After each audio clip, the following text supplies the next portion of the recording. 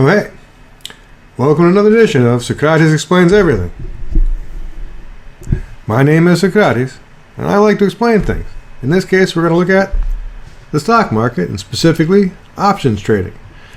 This is the basic options chart for, or screen for Apple, and one of the nice things with options is you got a lot of options. Yeah, I know, but you really do. Basically, each of these is a date series. This is the one that expires in 3 days on the 19th of June, and then there's a week later, and a week later, and a week later, and a week later, all the way out until the 16th of September in the year 2022, 822 days from now. Now, in each of these series, there will be a whole list of price availabilities. On the left you have calls, and on the right you have the puts. Calls are long, betting it'll go up. Puts are shorts, betting the price goes down. And in the middle you can see half of them are grayed out and half of them are black. The grayed out are in the money, essentially they're worth something at the expiration date, and the black ones are out of the money, which means at the expiration date they would be worthless. Same thing with the puts, except it's in the reverse order since these are shorts and going in the opposite direction. The thing is, there is an expected volatility for this stock, and all the way out into the year 2022 is expected $132. Now that's plus or minus. So if the stock goes up by only $132, your option isn't really going to make any money because there's a thing called time decay, and every day the option becomes a little less valuable. I describe it as it's an open jar of mayonnaise sitting on a table. It's really valuable at first, but as time passes, it becomes worthless. Same with an option. Now, the problem is these really long dated ones, they have very little volatility. As you can see, it takes $132 before it's changed what it considers a lot for where it's headed to. Now, if you got $132 of movement before the year 2022, this option would change in value, either up or down, depending on which way you went. Now, every series expires each Friday, and the youngest of the series, or the shorter the dated series, has the most volatility. Where that one, I believe, was $65. If we look at it at the money, at about $350, was about a $66 option. They cost you 100 shares per option, so that's a $6,600 or $6,600 option. $6,690 if you want to be precise. Compare that to the one that expires this Friday in 3 days at also at $350. It's only a $500 option, a $590 option. Now, generally speaking, you don't ever allow an option to expire in the money, because then the shares get assigned, and then you have to pay for 100 shares of Apple per option contract you have, which is what, $35,000 or so. So if you have the money, it's one way to buy one way to buy shares of stock, but most people just simply trade the options. And if you're going to trade the options, the higher volatility is in the youngest dated one. So the closest thing to day trading, if you know you can get in and know you're going to get out, you can trade at the shortest date possible. And if you can safely get in and get out, it's the best way to make or lose money, depending on if you get it right or wrong. Generally speaking, I look at the delta 20s. The deltas are a thing called the Greeks, gamma, delta, theta, etc. Theta is time decay, which basically every day you're going to lose some value, and it's pretty consistent, so there's no reason to show it. But the delta tells you where you are in the money, at the money, or out of the money zone. I generally look at the delta 20s because they usually have some of the better volume and some of the better volatility. When they're really far out of the money, the volatility isn't good either, and more in the money, you generally are less volatile. So I generally look at the delta 20s. And let's take a quick look at the stock itself. This is going to be the Apple stock. I'll throw up a second window. So this is Apple on the 250, and this one is a 100, and you can see this basically candlestick charts And if you don't know, candlestick is basically, I zoomed them in, they become basically the same when I zoomed in. This is the low of this particular stick, and this is the high, and the stick above it is the high of is actually the close. The little stick above it is the highest point, and the little stick below it is the lowest point. The green ones are positive and the red ones are negative. And each bar represents 250 ticks, and a tick is a trade of 100 shares or more. So if it's only 50 shares trade, it's not considered, it does not add up to a tick. But if it's 110 shares, that's one counts towards a tick, and 250 of them makes one of these bars. And if you count it up, the amount of money that trades 31 million shares at $350 a share, it's some serious cash. I'm home, I can cough that way. So anyway, here I'm going to put, instead of two views of the same stock, I'm going to put the option. Now options don't trade very fast, so I'm going to back it out. So this is the Apple call option, the Delta 20 that I rather liked. And if you look at the time, let me see if I can get this proper. I'm trying to line them up. Yeah, that's about lined up. You see this is 9:26 on the 250 and 9:30 on the 20 tick on the option. So why I like to trade options is not only do they have a better ratio or whatever, but you can look at the difference here, because this is almost essentially the same time. At least it should be. At 20 and 10, where's 20 and 10? Okay, a little farther along. It did track a little closer. But this move on the stock, if you take it from the bottom area, was at 350 and 82 cents. It went all the way up to 353 and 6 cents. $2.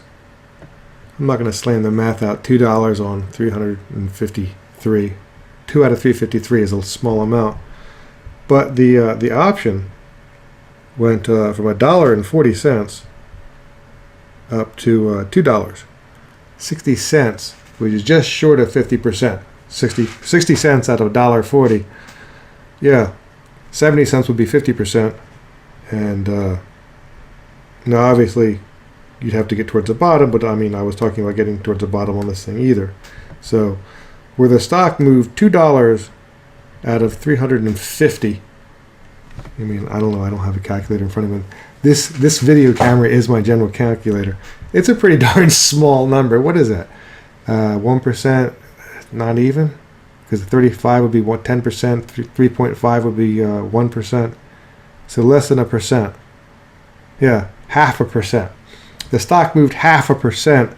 The option moved just short of 50, from $1.30, like I said, depending on where you look at it, to $2. So the same exact move of the stock, and the option moves a gigantic amount. Now, obviously, it's good to be able to get in and get out, which is why I trade the ones with the most volume. You know, there are a lot of other series that have lower volume. I mean, if you were going for more out of the money, you're stuck with these very, very low volumes. You know, this one has a single contract, you know. So that's why I try to pick the ones with the most. You'll see even in the money ones have less volume than the ones that are slightly out of the money. That'll be the same on both, generally speaking, puts and calls as both. Now, puts generally have a whole lot less volume as well, so it's easier to trade the call side than it is the put side, because there's just fewer people trading for you, you know. But that had 62,000 shares or option contracts. You just go 1 week out, farther out, if you can never find a place to click, and you got 10,000 is the most. And out of the money is about, again, 10,000, and only 2,000 on the put side. So it becomes harder and harder to trade. Also the spreads, which is the distance between the bid and the ask. The bid is the highest price someone is offering to buy it, and the ask is the lowest price someone is offering to sell it. And between these two is called a spread, and that spread is narrow when the volatility is high, and it's really wide when the volatility becomes less. And so that spread becomes harder and harder. You can see that right here. This is the spread. This is the bid, and that is the ask. That's a 15-cent spread there. we'll look. Let's try to pick one that we can look on the same one. At the 355 is about a 10-cent spread on the call on the 2-week. Now the 355 here, it's very similar, also about 10 cents. About 5 cents now, so it varies. But again, there's that many more people to trade to. So that's essentially the option charts. I don't know what you describe as the option series. For me, it's pretty obvious what I'm going to trade. In the beginning of the week on Monday, I'm going to trade my Delta 20s. And again, they stand out because they have the highest volume and the highest open interest. Now, today is Tuesday, and so I still play with the Delta 20s. Wednesday, I'll probably move closer to at the money. And again, you'll see that these values will decay because of the time decay, because I only have a few days left of the contract. And on Thursday and Friday, I'll probably actually trade in the monies because they're just that much easier to trade. Again, now this one at 53,000, this is a nice one to trade. Now again, it's $535 per contract. So to get one contract, you have to have at least $535. But if it moves 50%, you can make some decent money. It comes down to, at that point, simply being right about some of these the move, basically. And how you do that, if we go back to our aspects of, I have a lot of these things that I wrote a whole ton of. There's all my versions in here too, so that doesn't really help. And I'm not really sure which one I use anymore. Just assume it's there. So that's why I would use the MACDs.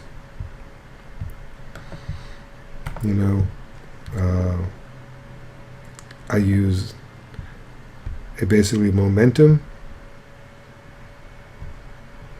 if I can find it. Doesn't mean I can. Well, it's up here, that's why. Yeah, there's a lot of them.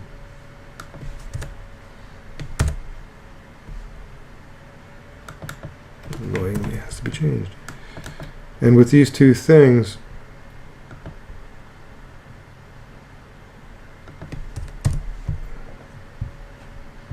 you right off the bat get a fairly quick idea of what you're doing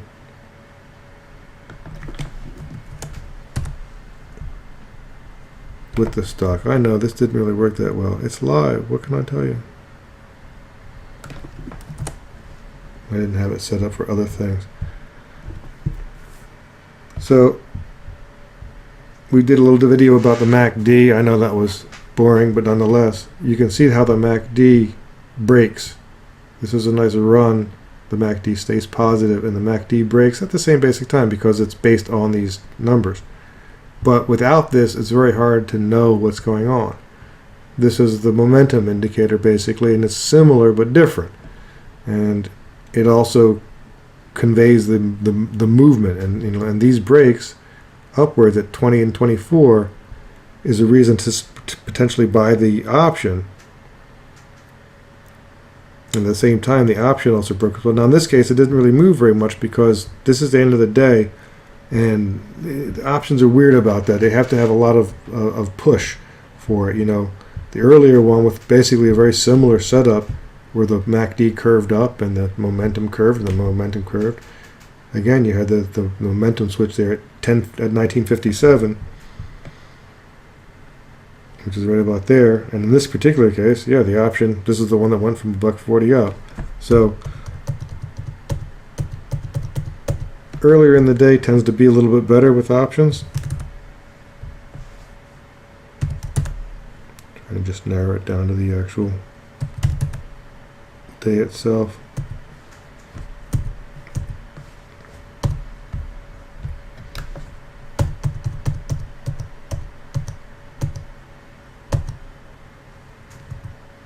Even that doesn't have it. It runs out at some point. So you can see here it's your basic thing here. Let's see where the bottom dip at 1701 is probably right here from the look of it, yeah. And the whole price went from 345 up to at most 352, so about $5. See that right? $10. Yeah. $8. 2%? But this thing went from 79 cents to $2. Just sort of 2.5 times, almost 3 times. So had you been watching the stock chart and said, wow, that's a neat dip, I'm going to buy that stock, I'm going to buy the dip, and you bought the stock, you could have made 2%. Had you bought the option at that same moment, you could have made 200, almost 300%.